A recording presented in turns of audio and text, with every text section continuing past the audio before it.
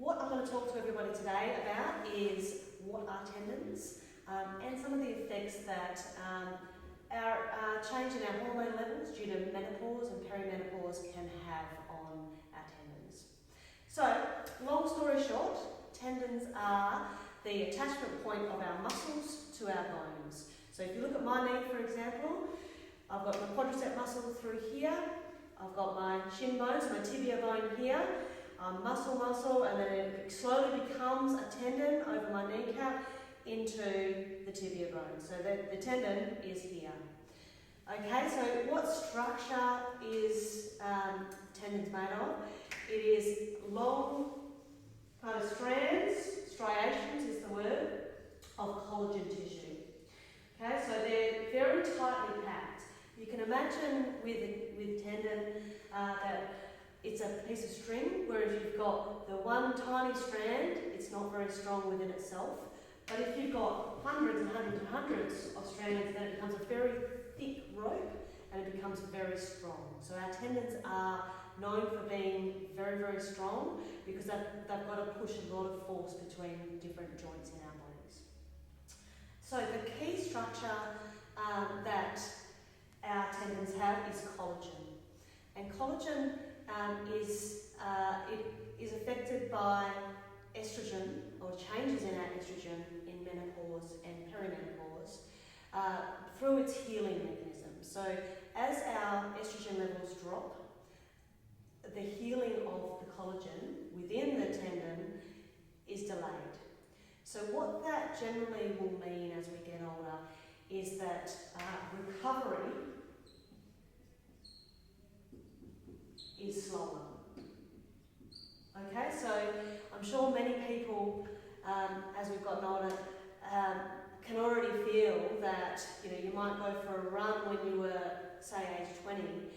Then when you're doing the same run when you're, say, age 40 or 45, that you're sorer afterwards. Okay, so that's not just in your head, that's actually your tendons are recovering slower.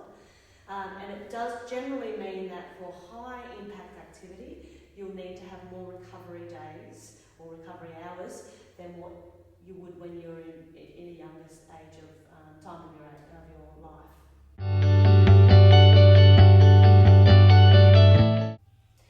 So I guess the question for us, we can't change the fact that we're getting older, but what can we do as we're getting towards that older age group to offset the fact that our collagen structure will change?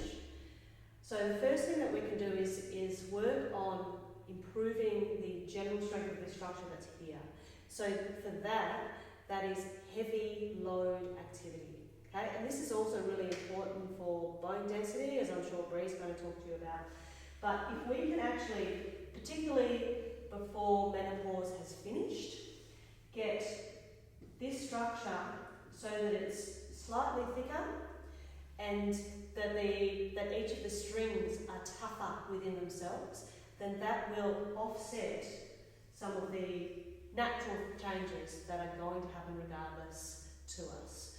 So, as I said, particularly when we're younger, we need to do heavy, slow load work to help build up the thickness of this, which will help offset some of the changes that we've got going through there. Another thing I wanted to mention now is what happens if you've already had tendon injuries and you're not yet at that perimenopause or menopausal age. So the important thing with that is, don't give up and go, all right, well, I'm just going to have this tendon pain forever. It's not like that at all. When we do get, for example, a tear through our tendon, I'm just going to draw another one here. So pretend that's the outside of a tendon through there, and you've got a partial tear, which generally would be in the middle somewhere, and it might be that section. So if you've had a significant tear in through one of your tendons, unfortunately, and this is regardless of gender, regardless of age, that area in there is dead. Okay, and it will never come alive again. So what we all need to do as we're getting towards an old age and we're dealing with injuries is we need to get the rest of it strong. Okay, the outside section is often very healthy tissue around the dead tearing through there. And that's what you need to remember is even if you've got a bit of a gluggy, unhappy tendon, you need to strengthen it regardless because the rest of the tendon tissue can compensate incredibly well for the fact that you've got some torn tissue